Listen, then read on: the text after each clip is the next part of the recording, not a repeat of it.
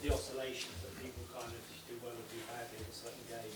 Just wondering, do you think, when you look down the road at sort of Arsenal with Mikel, he often talks about the support he's got in quite difficult times early on to kind of stick to his beliefs and Edu and people like that backed him. Do you sense really that there's that kind of people, not necessarily in the club, but around the club, and fans appreciate that you actually have to be back for a much longer period for that, kind of actually be at the rewards, and then down the line where he is now, where he loses it, people aren't freaking out in the same way. Yeah, again, I think you need to separate kind of the emotion of, what people feel, or the way people respond externally. But, like I said before, you need to be clear in what your objective is and stick to, stick to that process. I mean, that's, if anyone can show me where things can turn around in 15 months or in 2 years, any club, apart from maybe City where it took Pep a year, which is like an eternity to be fair, for Pep, it doesn't exist. So there is a formula there, and if you want to look at recent history, there's Liverpool, there's Arsenal, there are plenty of those, and there's plenty of others who have not stuck to a process, big clubs and small clubs, and haven't got any progress. So there's evidence on both sides, but it's not easy, it's because, like I said, invariably, scrutiny comes and criticism comes when things don't run smoothly, because people want them to run smoothly. So how you react through that process is really important. So all I can do is, like I said, stay really clear-headed about what my role in that is, and, the club to stay aligned with that, and that's what I feel. We're kind of aligned in what we're trying to achieve here, and we know it's not going to be easy. That does not mean, though, that this is going to take 5 years. I'm not saying that, but you can't fast-track experience, you can't fast-track maturity, you can't, all these things need time, and you just got to stay true. And like I said, you can't, at the same time, you can't just, something going on with this, I feel like I'm echoing. You can't do that with just cheerleading either. You can't expect that everyone's going to say, it's okay, you lost, because you're on this path. That's not healthy either. You need the criticism, you need the scrutiny from outside, and then how you deal with it is much more important than trying to alleviate it, how you deal with it. Maybe it's valid criticism, okay, so you introspectively you're looking at, is there something there?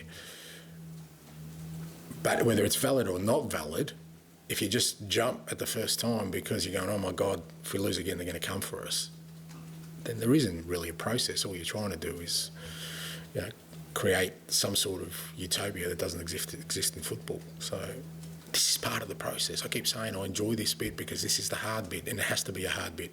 Every story has a struggle. Now, how far that struggle is or how much that struggle is, no one knows. I don't know. No one knows. But you get through it, and then you'll reap the rewards. But how you deal with this process is critical to getting those rewards, because, like I said, there's evidence on both sides pretty clear that you can have sustained success going a certain way, or you can chase success going another way, and there's pretty clear results about which approach works better. How do you sort of deal with it? Because you did your background in different sorts of clubs, so this is different to Celtic. Are there constants in the background that keep you? Yeah, there are, and like I said, it's alignment with key people who know, every step of the way, because you're not, I'm not doing this on my own. Every step is kind of discussed. We know where we're at. I think I said on the weekend we're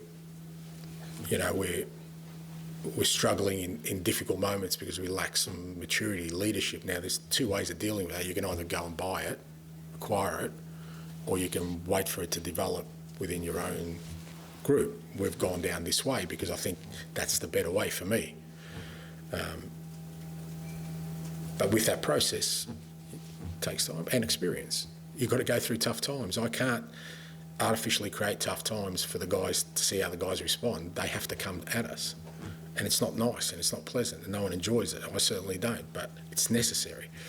So how do people react after a loss? How do people react if they haven't had, we haven't had the right reaction? So, and then you get growth. And I'm so optimistic about this playing group. I think there's such a high ceiling with this group of players. And the more we get exposed to difficult times, the more I believe that ceiling gets higher.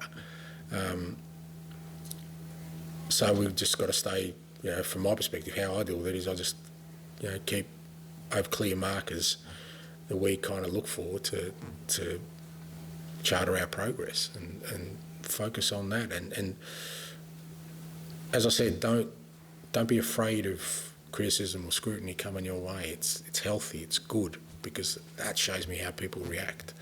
Yeah.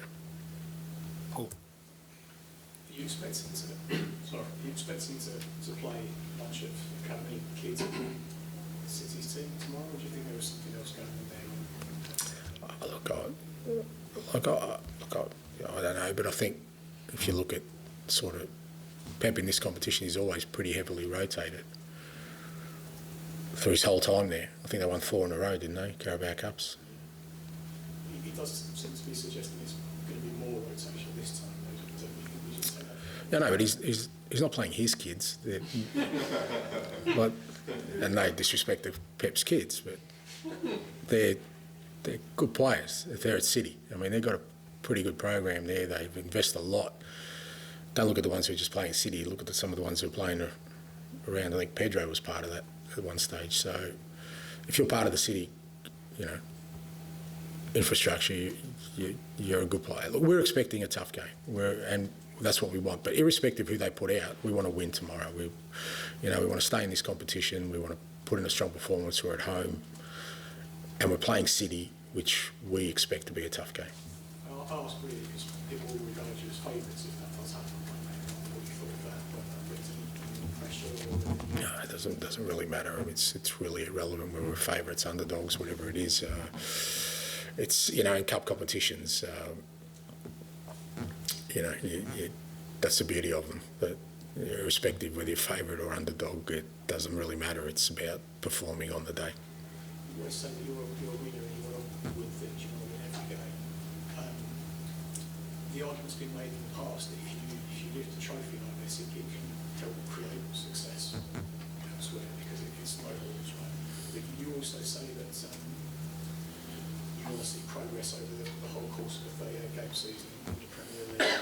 Can those two things go hand in hand, or is one more important than the other for you, do you